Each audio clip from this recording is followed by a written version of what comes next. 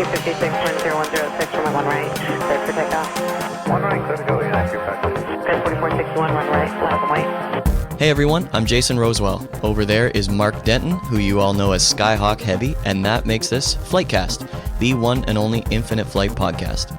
We would love to see you on Facebook and Twitter, so if you haven't already, hop over to facebook.com/FlightCastAudio or on Twitter @FlightCastAudio and hit the like and or follow button. Hey Mark. Hey buddy. What's going on? Oh man, not much, you know. Just living the dream? Just trying to stay fat and fine. All right. Mark, what new resources are available to Infinite Flight pilots since we last chatted? Any new videos to share? Yeah, we have the newly revised YouTube channel, which is the official Infinite Flight YouTube channel. So you can definitely go to YouTube and type in Infinite Flight. Which is beautiful looking, I might add. Well, thank you. We've spent a lot of time working on that. Tyler's done a lot of work with the YouTube, the way it looks and everything else. And then, of course, uploading a lot of the videos and just trying to get things up to date. And so we've gained a lot of subscribers since then. And we've also taken the stuff from his IFATC channel and from my Flight Academy channel and have put everything into one. So it's one central location for everything, which is great. I love the cohesion. Yes. It was Fantastic. a big word that I didn't know. So thank you for adding that in there. My pleasure. But yeah, we're trying to put out, tutorial videos on a regular basis. Normally, I put one out on Mondays. If it's not a video, it's a graphic tutorial. Some type of image tutorial, if you will. But we're trying to do at least one video tutorial a week. Last week, I did on how to file a flight plan and gotten a lot of good feedback on that. Nice. So especially for the newer people, and try to explain, what all the symbols mean on the map and everything else, which has worked out really well. If you're going to file a flight plan, obviously you need to know what the symbols mean. This next one that I'm working on is basically from spawn to takeoff. From the moment you spawn, what's the process from the time you spawn to the time you take off. So that's what I'm working on now. Hopefully we'll have that one ready and posted by Monday. Awesome. Yep. Great. Well, Mark, as you know, I took a little golf vacation recently. Yes. And how was that? It was awesome. And I posted a few pictures on Instagram and on the FlightCast Facebook page as I went along. But I was on our way back to Buffalo.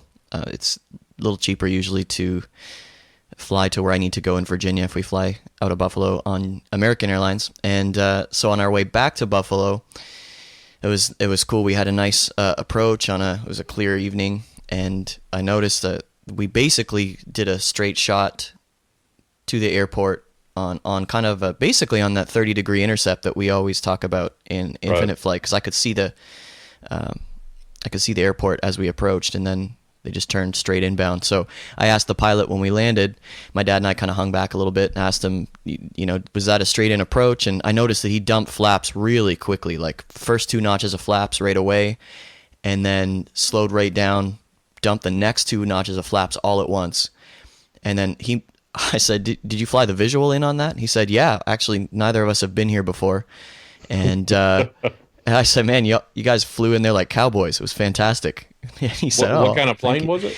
This was a brand new, as of mid last year, A319. Nice. Yeah, it was, you can tell it's just a little bit roomier and smoother, and it was great. But my dad, of course, can't help himself, and I asked if I could take a picture of the flight deck, and he said, oh yeah, sure. It's not much to look at. All the screens were dark, but I posted that on Facebook, and he says, my dad says, he does a podcast where he interviews actual pilots.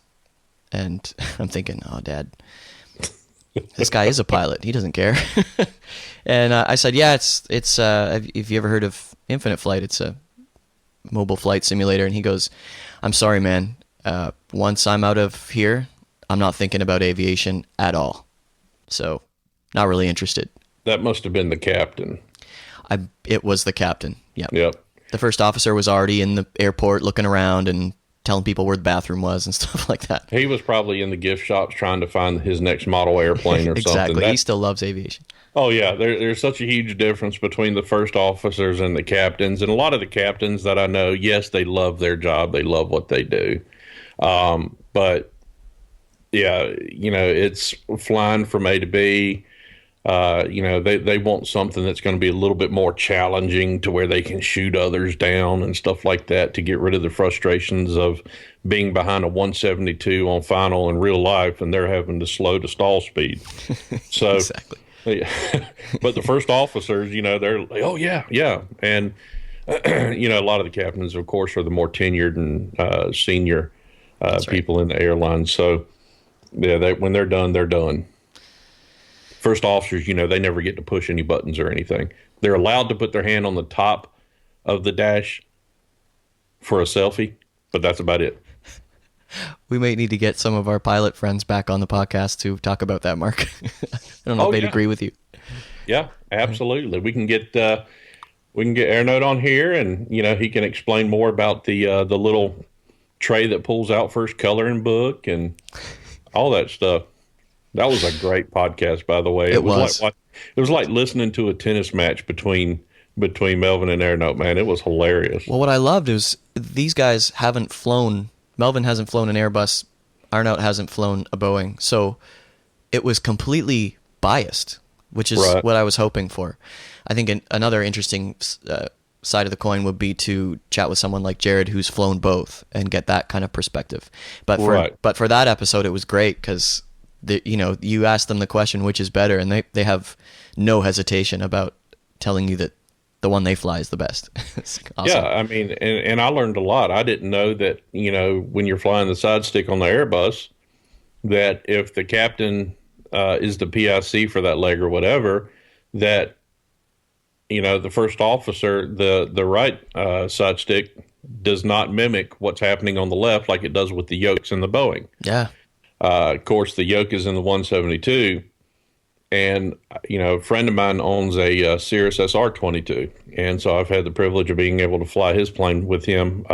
Even got to fly left seat a couple of times. Ooh. And it took some getting used to. And yes, there is a lot of leg room. And especially for me being 6'5", I want that leg room. Mm. But it took some getting used to. But man, it was pretty cool. The Cirrus is pretty quick too, yeah? Oh, it's like flying on rails, man. It's just so sleek, so fast. And, of course, in a 172, I'm going 110, 120 if I have a nose down. Mm-hmm. But you're cruising at around 110, 115, and then you get into a Cirrus, you're going 160, 170, 180. And, your ground speed is 200 plus. And, you feel like you're in a jet. Yeah. Plus, with the side stick, that makes it, that makes it feel a lot different. But for me personally, I prefer the yoke. I've flown both, but I prefer the yoke. I'm not surprised to hear you say that at all. Well, I just prefer the yoke for a couple of reasons. To me, it's more comfortable. It's more like driving a car. You rest your hand on the steering wheel. You can rest your hand on the yoke. And normally I fly when I fly, I don't have a tight grip on the yoke. A lot of instructors will teach you not to do that. I actually use 2 to 3 fingers, just rested on the back of the yoke when I'm at cruise. And that's what I'm flying with. I'm not sitting there with a tight grip, a death grip on the yoke.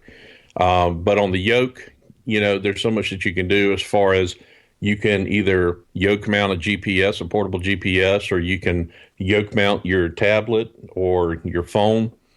So you have it right there in front of you. So there's a lot of things. The yoke is great, of course, for me as far as controlling the plane, but it's also great to be able to attach accessories to that's going to be right there in front of you. You can have a clipboard on it so you can see your approaches if you don't have a knee board and stuff like that, which right. I do.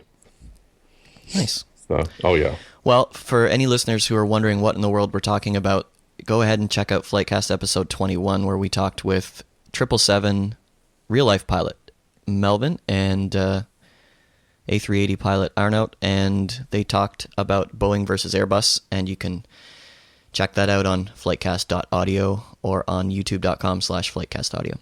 Yep. Good stuff, man. Well, let's get to it. I'm really excited to introduce today's guest. He is the creator and pilot behind Flight Shops. Steve Thorne's goal has been to produce ride-along videos of his own experiences as a private pilot, mistakes and all, in hopes that it will help the aviation community. He describes himself as possibly the least cocky pilot on the internet. The Flight Shops YouTube channel has almost 60,000 subscribers and continues to grow. I recently asked Steve if he would give Infinite Flight a try and have a chat with me, and he has graciously agreed to do it. Steve Thorne, it is a huge pleasure to welcome you to the podcast. No problem. Happy to be here. First, you and I could have almost met up in person for this interview. Tell us where you're from and maybe how you got into flying. I'm from Toronto, Canada. How I got into flying, I guess like most pilots, it's just one of those things that you just always knew you wanted to do.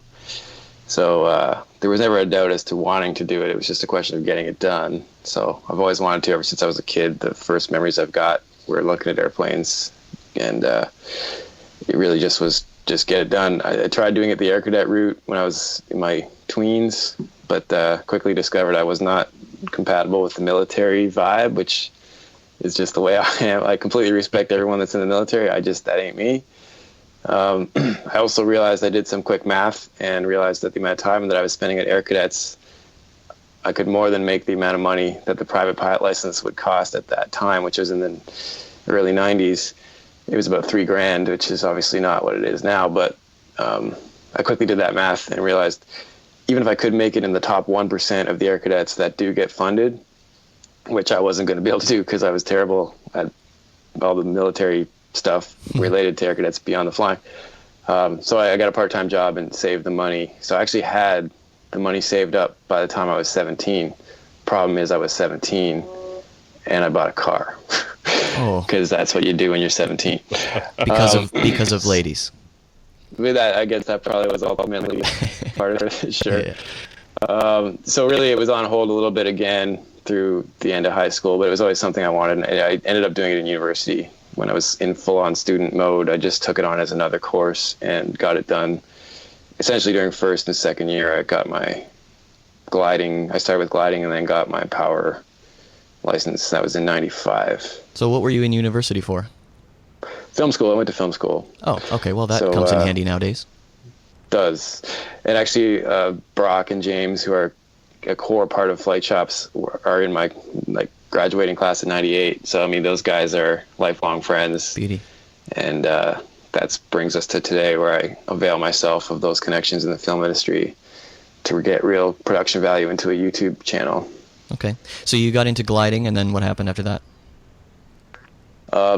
Loved it. The only problem with gliding is that it does require an entire day. Like, you can't just show up and fly for half an hour and leave.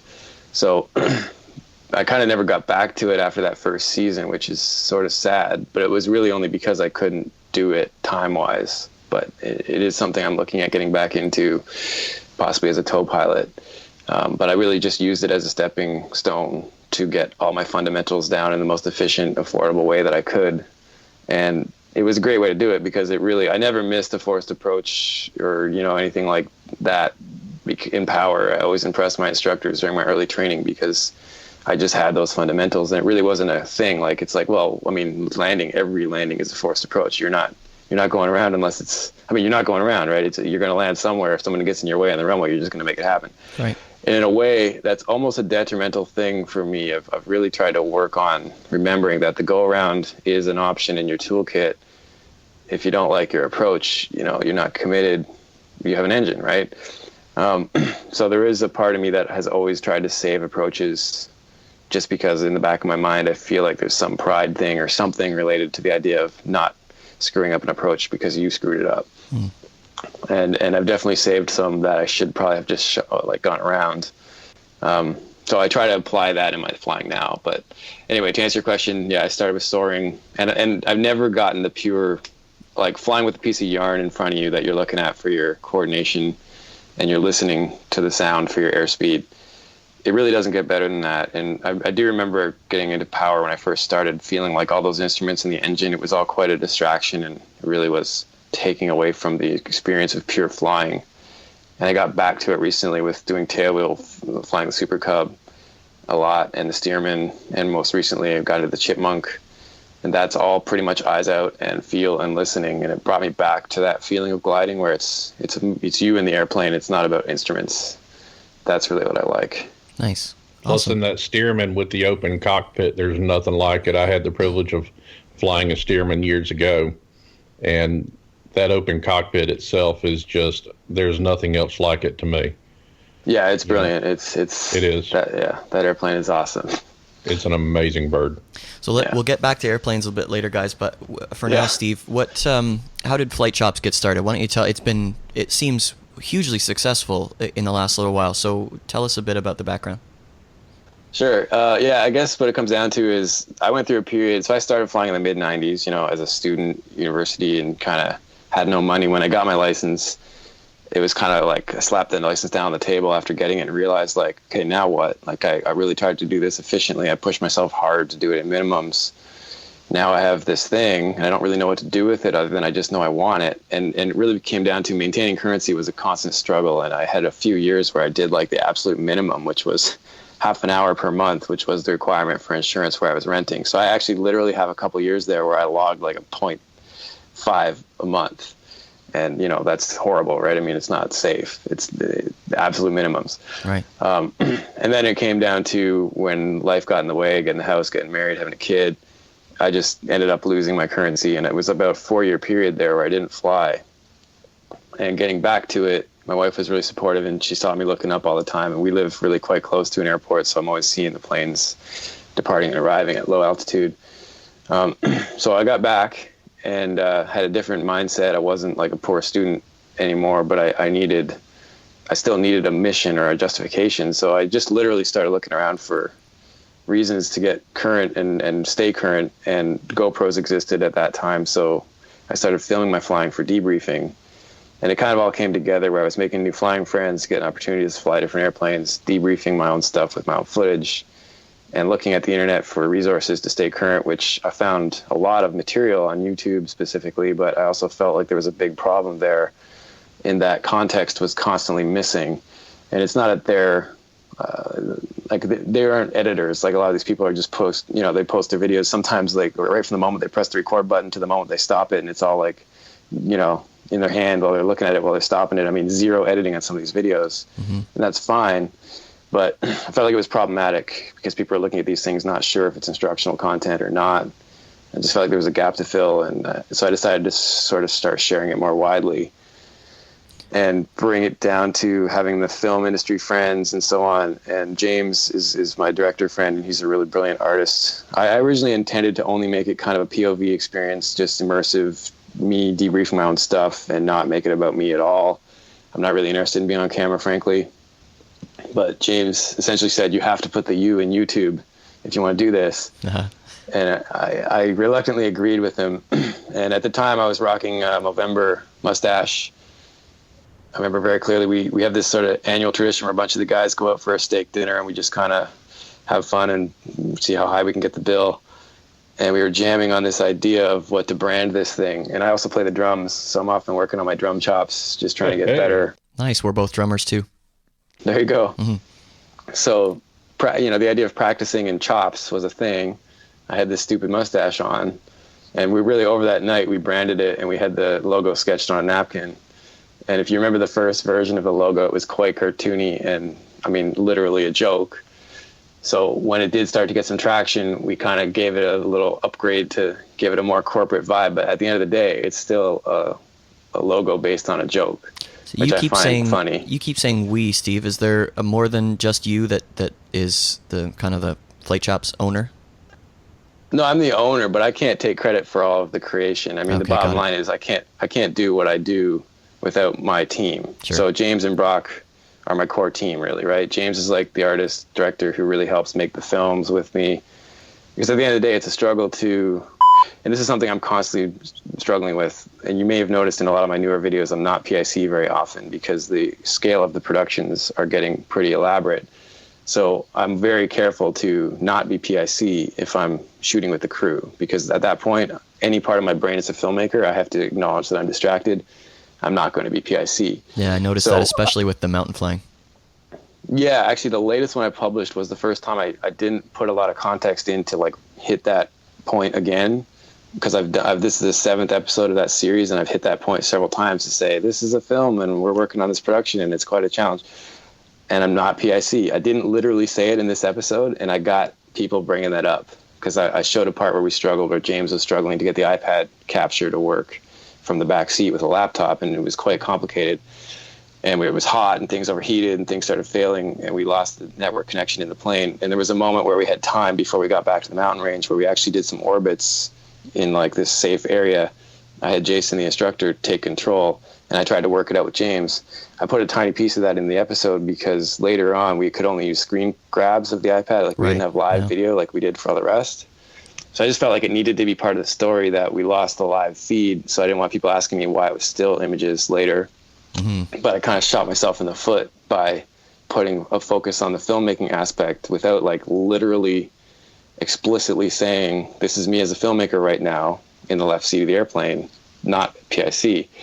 And people like brought it up. They're like, man, you look distracted as PIC. That's not cool. And it's like, yeah, well, it wouldn't be cool if I was PIC, but I wasn't, as I say multiple times in previous episodes. But the lesson that I learned there was context does not carry forward into future episodes. Mm-hmm. So so as much as Flight Shops is about me improving as a pilot, I also debrief the filmmaking aspects, and I'm trying to make the films, it's a struggle to try to make them as tight and engaging as I can while also covering the nerdy content as much as I want to be indulgent. But, I watch the analytics and I realize like if I want to keep things engaging, I'm not stuck with the same rules that TV shows are stuck with, which is why I love not working in TV very much, because it drives me crazy when we get given a task for a TV show to edit.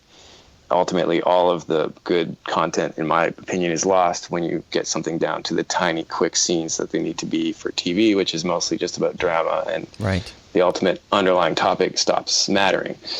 So I'm in a balance where I'm trying to manage both. I'm trying to make engaging content that also has the nerdy stuff that all the aviators are going to want to see, and it's definitely a team effort. So, Steve, you've mentioned a couple times the debrief, and did that come from your training when you were getting your PPL? I read I read Jason Shappert's Private Pilot Blueprint book, and he talks a lot about the debrief. And so did that video debrief come as an idea from your instructor, or was that something that you came up with on your own? Yeah. I can't take credit for that either. I think early on I had some good wisdom come from one of my really early mentors who suggested I take detailed notes, who kind of made the joke that if you look at your logbook, there's one line for remarks. And if you have any flight ever that only requires one line of remarks, you're either not noticing the mistakes you're making or you're lying to yourself. Right. So he made a really good argument that every flight I should get home immediately after the flight and find time to make like a page of notes. And I always did. So I had these like big text documents where I would write notes to myself about how it went, whether it was good, bad, whatever. So yeah, my debriefing was always a detailed process. And, frankly, as someone that wasn't flying very often, it was a way to relive the flight and gain value. I mean, you're spending a lot of money per hour. Why not review it and spend some time and get more value out of it? Mm-hmm. So it was an easy evolution to take it to the next step with recording it. What was cool, though, was realizing recording it gave you an extra layer, which was that you couldn't, basically previous notes could only be based on what you could remember. Now you're in a situation where you can relive it and see things you didn't notice at the time, which in a lot of cases is very sobering. Like you really see mistakes you were making that you just don't know you're making because until you're third party, observing, you don't see it. Or you can watch it with your instructor and he can say, did you see that? Because if you're solo or, whatever, you're just flying for fun, you're not, the instructor isn't there with you. Right. You see that cirrus fly in front of your nose that you didn't notice before? Right. Well, yeah, anything like that, or even just a radio call. Or sometimes, you're like, why was the tower kind of sounding snippy? And then you realize, oh, that was the third time he tried to call me. Right. Because when you listen to it later, you're like, I didn't notice because my passenger was talking or whatever. And you think you didn't miss it, but then you realize that you did miss it. And that's why the tower was annoyed by the time he finally got a hold of you. Gotcha. Something like that. I want to talk a little bit about some of your recent experiences, and we've just talked about some of your mountain flying that you did recently. I've been wanting to chat with you for a while, Steve, but the kind of final straw was when you posted a video of the Super Cub on floats in Florida. And as some FlightCast listeners know, my first and only experience learning to fly so far was as a teenager, and it was in that exact airplane, same color, on floats up here in Ontario. So my grandfather also had a Cub on floats for years and years. So that episode it really hit home, and it was important for me in my aviation journey. So how was that experience for you? Can you fill us in a little bit about that? So it was actually a J3 Cub. It only has 65 horsepower, and that you do have to fly those planes from the back seat compared to the Super Cub where you PIC from the front seat. Okay, so why is that actually? Oh, and before you say that, just for people like my mom who are listening, PIC is pilot in command. Yes, there you go. Context. Always must add context. There we go. Okay, so sorry. Sure. Yeah. So with the planes like the J3, the fuel tank is just on the top of the engine up there on the nose. So for weight and balance reasons, you can't solo it from the front seat. So you have to be further back. Okay. So that's essentially why the Super Cub has fuel tanks in the wings, and it's not limited by that kind of thing. And there's also a bunch of controls in the Super Cub that you can't reach from the back seat. So it's not an option. But the J3 Cub is set up so that everything you need is in the back seat, ironically, except for instruments. You have 0 instruments back there. Right. So if someone's sitting in the front, it's a challenge, I'm assuming. Well, yeah, right. Like the steerman is also a pilot in command from the back seat. I don't think it's because of weight and balance limitations, but I think it's because of the way warbirds are set up. You're so far back that it was a trainer to getting you ready for that stuff. The difference, though, is that in the steerman, you have a full panel back there. So it is interesting, but I think the instructor was impressed because I made it clear, like, this is my first float lesson ever, whatever, let's see how this goes. But I really didn't have a problem doing any of it because I applied my steerman training, which essentially means, you're much more in tune. Because at the end of the day, for flying, you do not need to see what's in front of you for landing and taking off. I mean, you obviously need to make sure the runway is clear before you get there. But once you're on short final, what's in front of you doesn't help you figure out your descent and your alignment as much as your peripheral vision does. That's why they teach you to just look straight ahead way down at the end, because you're pretty much ignoring that.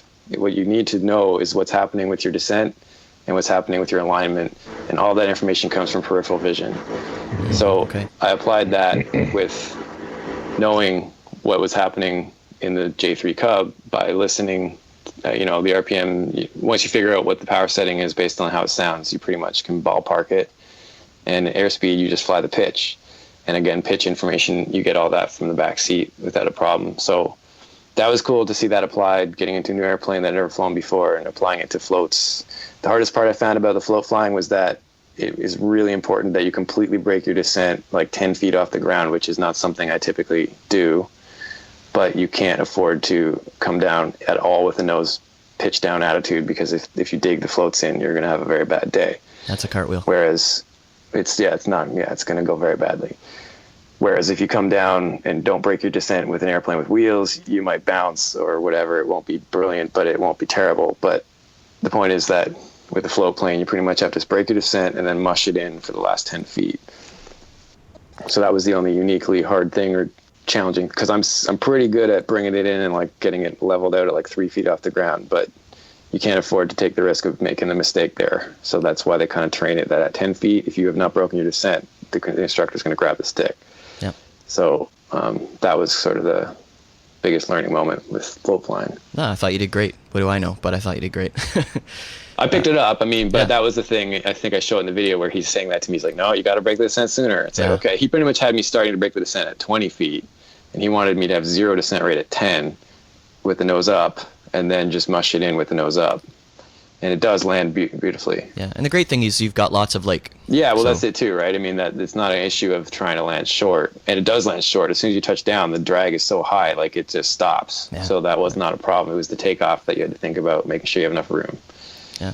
So yeah, very cool. You had another really cool opportunity recently getting checked out in the Chipmunk.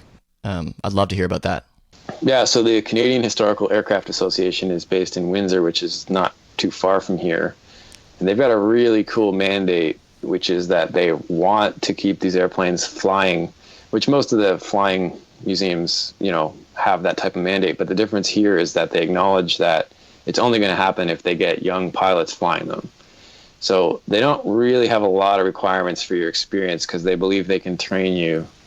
And again, if you think about what was going on in the wartime, I mean, kids were flying these airplanes with almost no time, and they were getting safe and going out there with really little experience to manage these airplanes. So, they have requirements that are reasonable, but they're not insane. Like some of the places that have warbirds that want 1,000 hours PIC, and they want like hundreds of hours of tail wheel before they even look at you. And, some private pilots will never see 1,000 hours in their entire flying career just based on being weekend warriors, right? So this place is cool. They'll take you with not a super amount of experience, then build you up. And you join the association. It's basically, it's a completely set up as a charity. So just to make that clear, it's not a training outfit. They put you into their fleet, I guess, or whatever you want to call it, of pilots, so that you're one of the guys that can ferry the airplanes to shows, do static displays, and so on. And then eventually they'll train you for formation flying so that you can do displays with the aircraft at a certain point, but that you have to upgrade to. Oh, wow. Is that something you'd like to do? Cool. Definitely. I'm heading back there in a couple weeks to continue. I'm going to really try hard to not drop the ball on staying current with that and build up my experience and try to get onto the A team with those guys. But it's hard because the guys that are on the A team that do a lot of flying, they really do fly weekly. And it's a 5-hour or 4-hour drive from Toronto. But if I get rides, I can fly out there with different friends for GA, be there without too much time. But again, it like soaring. It's not the kind of thing I can just show up, fly, and leave. You kind of have to help out, get the airplanes out of the hangar, and then clean them up and put them away. Like it's, these airplanes, it's a full day. And then part of what I'll show in the series of the training is how much work I have to spend. Like one of the planes particularly has a lot of, they're old airplanes. They weren't built super tight and they leak a lot of oil normally. So after a flight, you come back and it's pretty covered in oil and you do have to clean it up. And that's, elbow grease, literally. And, you have to kind of be part of that process. It's so great to be able to track flights live and find places to open frequencies where the traffic is in Infinite Flight. Cam is here to tell us a bit more about live flight. I think you pretty much nailed it, Jason. Awesome, but there is more to it than just flight tracking. Indeed. Have you tried flying with a joystick on your iPad yet? The AutoNav feature in Connect is pretty sweet too, I must admit. So what's coming next for live flight? You'll have to wait and see, but let's just say flying on Infinite Flight will never be the same again. Go and check out what we have out now though. You easily spend countless hours tracking flights in Infinite Flight Live whilst doing some proper joystick flying. Thanks, Cam. In the meantime, everyone, head over to liveflightapp.com for your next flight. Now back to the podcast.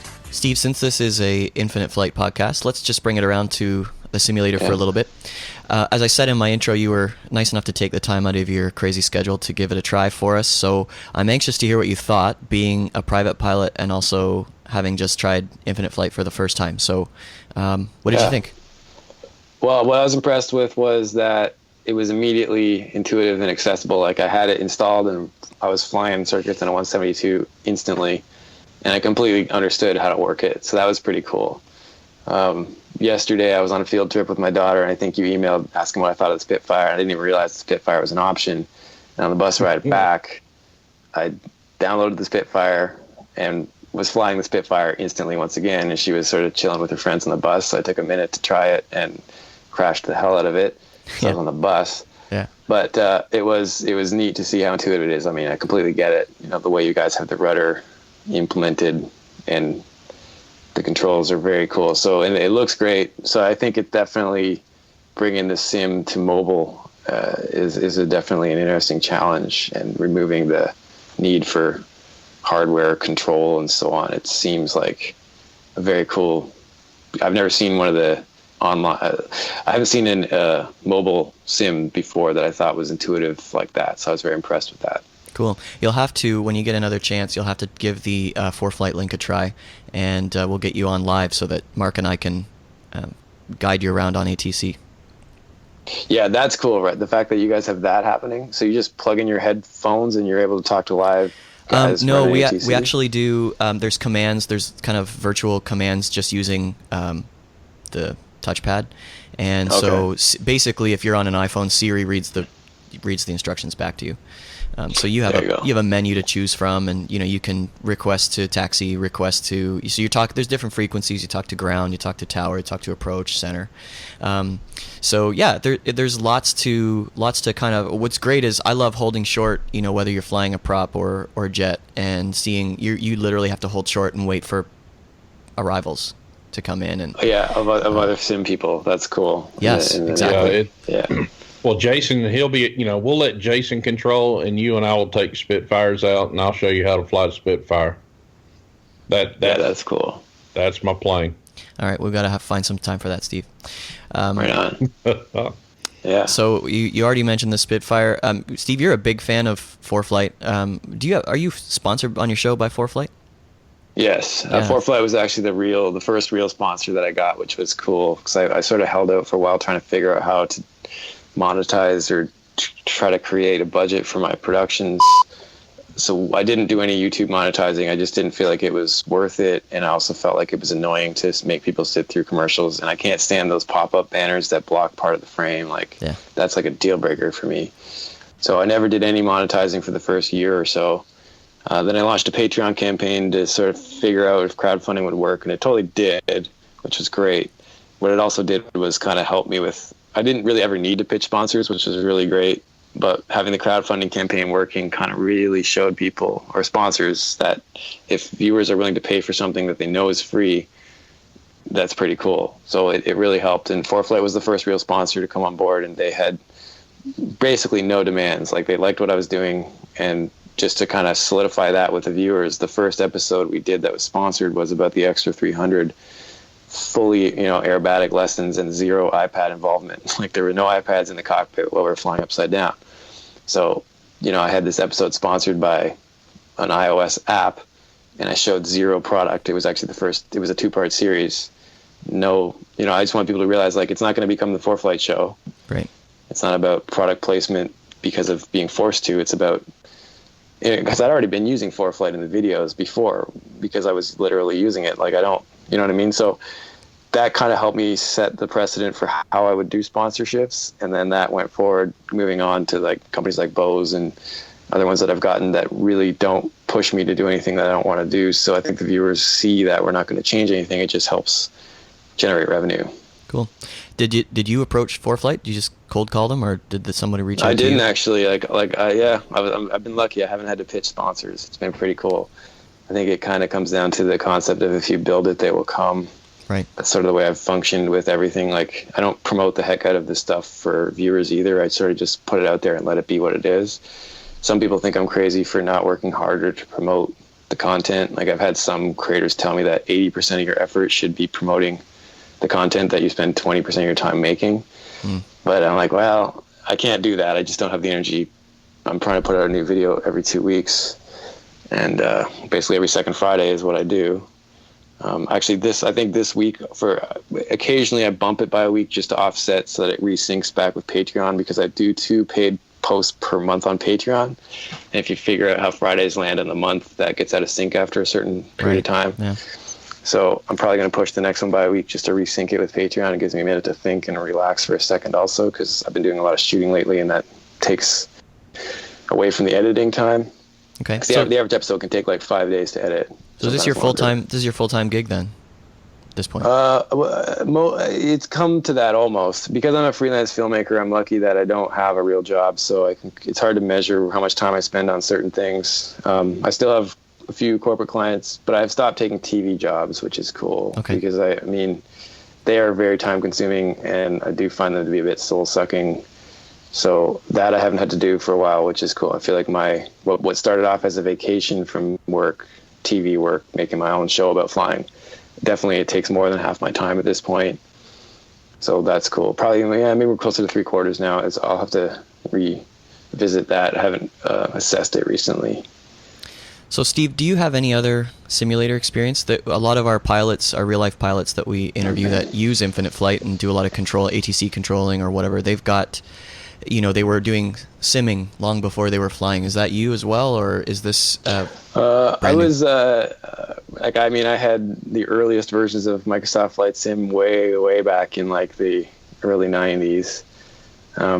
Then I had like Falcon 3.0, which was like an F-16 sim. I remember being super excited by that and installing that off 3.5-inch floppy disk. It was like 9 or 10 disks. Yeah. I remember like that. I had it on the Commodore. Right. Okay. So I had that on the Apple, I want to say. Maybe it wasn't. It was one of my early PCs, but I remember I bought it, and it took me like 3 different tries going back and forth to the store to get one that had all 9 or 10 disks without a corrupt one. Dang. Like literally, it was such a pain to install that thing, but it was so exciting to have it. And then I went through a period where I didn't have Sim installed, and I haven't really in the last while. I've got it sitting on the shelf. Like I bought it a few years ago and just didn't get it installed on my PC. Well, you're doing the real thing all the time anyway. Well, it's a combination of that, just being so busy. So yeah, I mean, at the end of the day, especially getting back into IFR training, which is taking forever, by the way. People constantly ask me because I've done multiple videos about IFR training over the past like 2 years, and they're like, "Are you seriously still training?" It's like, well, yeah. I mean, at the end of the day, what it comes down to is I'm not in a hurry. I'm not under pressure to do it in minimums or something. I'm not doing it for a job. So really, I'm a weekend warrior just trying to get better, and IFR training is what it is for me. I mean, it's like I'm not focused, and then it suffers. You know, it is the kind of thing that you have to be focused on. So that I know Sim will help me if I have whatever Sim. I just need it set up that I can keep playing around and practicing my IFR procedures. That'll definitely make me better. You were in like the ultimate badass Sim a little while ago. Yes, I did get to fly the 737-200 at the Delta Flight Museum in Atlanta, which I highly recommend. It's not expensive because there's 4 seats in there that you can occupy with your group, plus the operator who's like behind you guys. So you and 3 friends, so 4 of you total, can grab this thing and, you know, switch seats and enjoy it. It's full motion, level D, the whole 9 yards. Hilariously fun. Oh man, I highly recommend it. I did a 2-part video on that. Yeah, so good. Steve, we're running out of time, so let's take a few questions from Facebook. We always ask people if they have any questions for the guests, if we can squeeze it in. So Nash is wondering, what aircraft would you like to see added to Infinite Flight? I know you haven't played it much, but what would you add? I don't know enough about what you already have, so I don't know if I'm really qualified to even answer the question. That's all right. Toss I think them I'm out there. impressed that the Spitfire is there. I think that impresses me. If you guys have tailwheel airplanes with good tailwheel dynamics, that to me is cool. I think that's something that Sims have trouble with, or at least in my experience back in the day. Yeah, I think that's something we could probably do a little bit better at. Would you agree, Mark? Yeah, we have the tailwheel aircraft that we have right now is the of course Spitfire. Then we have the Decathlon. Mm-hmm. So I believe those are the only 2 tailwheel aircraft. Okay, then let's get a Super Cub in there. Yes. And I'd love it if we could add in some water takeoff and landings as well, but that's probably down the road a fair ways. Sure. Arnout is asking, and Arnout's the A380 pilot that we had on last episode, and then back in episode 3 or 4. What airplanes do you fly, or what airplanes have you flown? So maybe you can give us a little list. I know you talked a little bit about that at the start of the episode. Okay, so off the top of my head, I'll try to get them in order. Yeah. So it started off with the Schweitzer 233 glider. That's what I soloed in. Then I moved to a Cessna 150. Enjoyed the hell out of that. Then I got, the 172 once I got my license. But I did all my training in a 150, crammed in there with an instructor. And those things spin like a dream. So much fun to spin those things. We did spin training in Canada. I guess in the States they don't do that anymore for private. But if you get the right instructor, my instructor was old school. Right. And he taught me a lot of stuff that's not in the book when I got my PPL. And he put me through all the spin training and everything else. Yeah. So graveyard spirals, all that stuff. So I love it. Yeah, it's important. But the scary thing is statistically, apparently, I forget what the exact number is, but I think it's more than 90% of the spin fatalities happen on dual training flights. Really? No, I think, yeah, it's really high. And I think part of the reason for that is because the instructors that are doing the training maybe don't have enough experience themselves. I don't know. I think there's also issues with weight and balance where you really do have to respect that a 172 or something, you can spin it, but you have to make sure it's definitely in the utility category, right? Yeah. So you have to make sure that, because if you're too far aft with the center of gravity, you may not be able to recover no matter what you do. So anyway, so I went to 172, and then I guess around that time, flew a bunch of different models. Then I flew the PA-28 Warrior and Archer fixed gear versions, no retract yet. And then around that time, Diamond Aircraft came out with the DA-20, which, having only flown Cessnas from the 70s, because in those days, the whole dynamics of what happened there with the lawsuits and so on in the States, Cessna and Piper, they all stopped making new airplanes in like the late 80s, I believe, or even the early 80s, right? Was that when it was? There was this period it was of it was the early 80s. They went, I think the last model was like 76 or 77 right. for the there 172, and then like 84, 85 was when they started making them again. Is that when they started? Okay, so I didn't see new ones until the late 90s again. So I remember the first new one that I flew was like a 98 or 99 model. Around that time, Diamond also started making those airplanes, which after getting out of a 172 from the 70s to get into a DA-20, which was like an F-16, literally, right? Bubble canopy, center stick, leather interior, nice avionics. It was the best. The flight school that I was renting at bought 4 of them and then proceeded to go bankrupt like 4 months later. Oh. But anyway, I had a period of time where I flew the hell out of those things. And then I guess kind of just bounced around between those different types. I didn't really get into tailwheel until Flight Chops. It was one of my sort of ways to reach out and try to expand different types. And then from there, it's been a lot of different types. So I've got the Citabria, and then Stearman. We've got the Extra 300, which is very cool. Recently, the Chipmunk. I don't know, off the top of my head. Okay, awesome. Yeah, he was also wondering what parts of the world have you flown in, and where do you dream of going to fly? Oh, you definitely want to get to Europe and do some flying out there. I've got a lot of sort of viewers that are inviting me to come out and fly with them in Europe and overseas, Africa. So definitely want to get out there. I haven't done any of that yet. Probably one of the coolest places I ever flew was Hawaii. I actually got my American license sorted out back in the early 2000s and I was there for a job, film-related job, and rented an beat up old 172 with some coworkers and did like a quick checkout with a dude in flip-flops. And I was quite current at the time, so it wasn't a hard checkout. And then just took a 172 with my coworkers around Maui. That was epic. Otherwise, it's pretty much been all Canada and US. I haven't done a ton of anything else. Well, but I've got the recent some California stuff was good. I've got some hookups up here in Perry Sound if you want to make the trip up and do some float flying. Sure, yeah, I'm definitely going to get that rating done. So I'm just trying to figure out where and when I'm going to do it, but that has to happen. That's the best. Nice. Arnold's last question was, when are you taking Jason flying? So I'll just, I got to sneak that in there. Okay. I'll pay for fuel.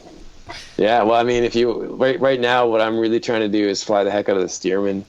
I'm lucky that my instructor owns one. The paradox is that what's happened is he's the kind of guy that loves a project. It's his 7th airplane that he's built. And the videos that we did, it's arguably the most perfect, pristine Stearman in the world because he recently built it from scratch and every nut and bolt is polished. It's just mint. Beauty. The videos that we featured it in have essentially become an ad campaign for it. And he's gotten so many offers to buy it. And with the Canadian dollar the way it is, it's really appealing to him to sell it to an American because he'll make like 25% instantly just on the exchange, right? Mm-hmm. So he's like, I don't know, Steve, like I'm not really flying it enough. And it'd be nice to just sort of sell it and try to get another project on the go. So this may be the last season of that Stearman. So I'm going to just fly the crap out of it. So I don't know if you want to come down and fly that thing with us. It might be the last season for it. Yes, I absolutely do. That's the answer to that question. All right, well. It sounds like you should be buying a Stearman, Steve. That's the other problem is like people ask me, what do I want?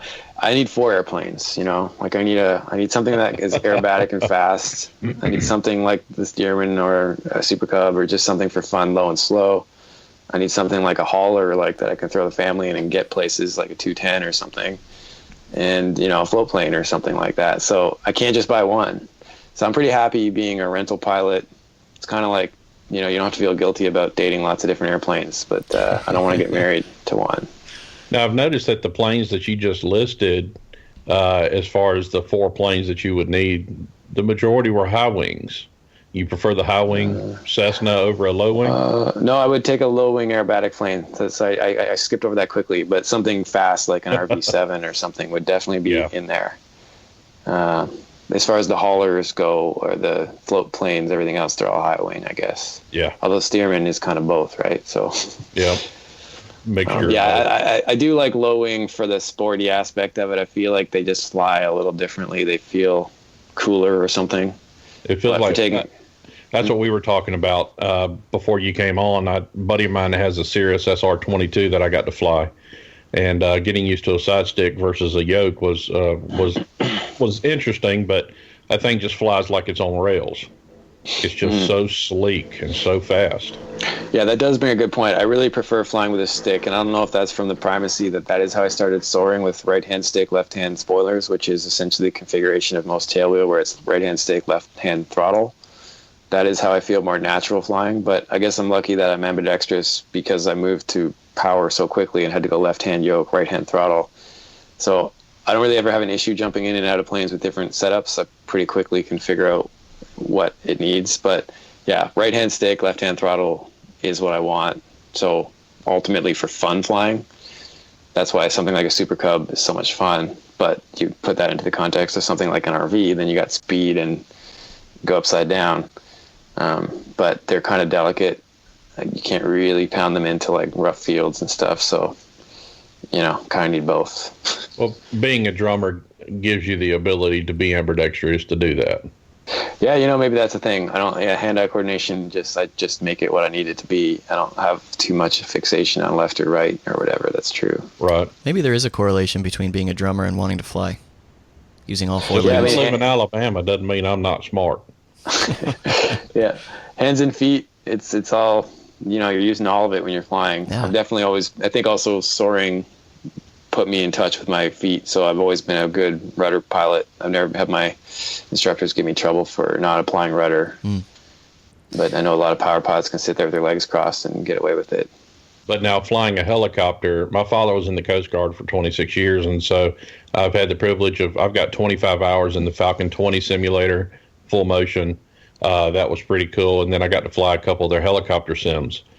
And I will tell you right now, flying a helicopter, though it's cool, it's still straight from the pit of hell. I don't care how much you can use your hands and feet, individually. That is a whole different world. Yeah, so I'm going to get into that. Do you guys know Bradley Friesen at all on YouTube? No. So just Google that.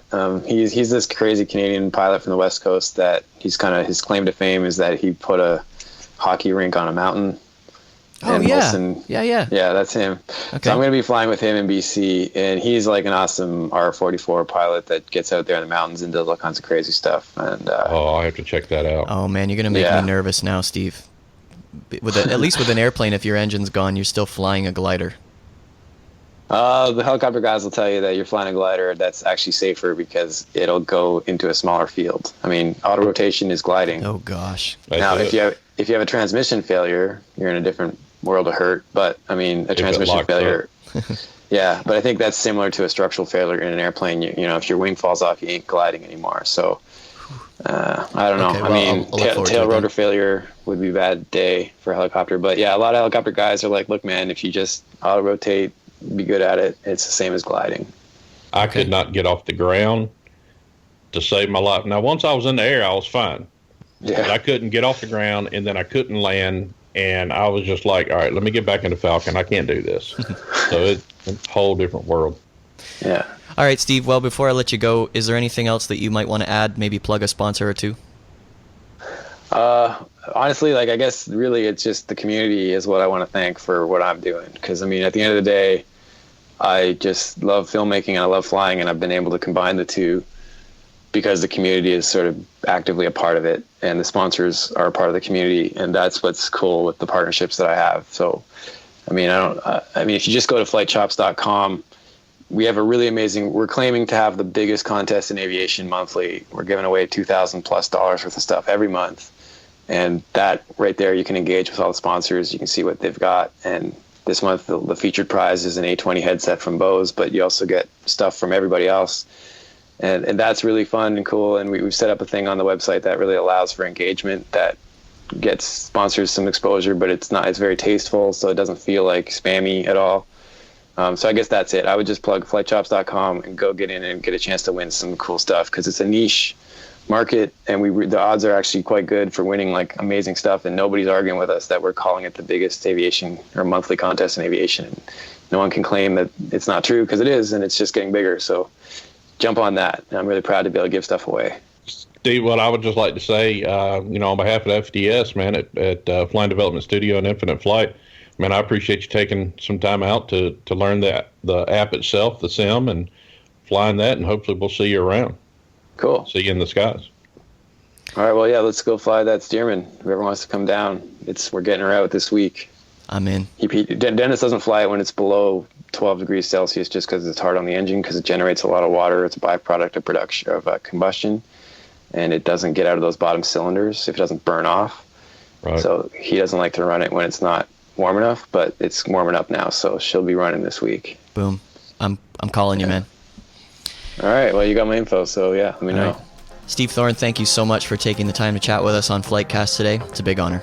No problem, man. Thanks for having me. That was fellow Canadian and creator of Flight Chops, Steve Thorne, and he joined me on Skype from Toronto. You can find lots of Steve's work by checking out his YouTube channel. Just search for Flight Chops. Thanks as always for listening. If you haven't already, head over to the App Store or Google Play and download Infinite Flight. For more of the podcast, visit our website and be sure to subscribe on iTunes or YouTube. You can find us on Facebook at facebook.com/FlightCastAudio and on Twitter at FlightCastAudio. If you have any ideas for the show, please leave them in the comments. FlightCast is brought to you by Linkhouse Media on the web at linkhousemedia.com. We can always use your financial support to keep us going, and now a new way to do that is to head over to flightcast.audio/shop and get your very own FlightCast hat, t-shirt, and other accessories.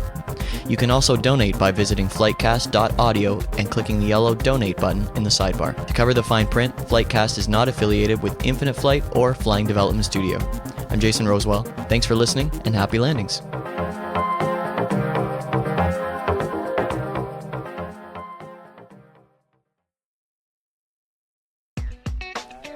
All right. Well, that's good for now. Mm-hmm.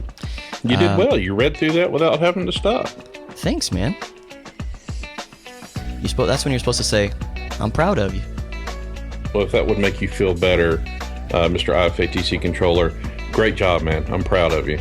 Thanks. You're you're doing a phenomenal job. I'm gonna take out that I say way too much.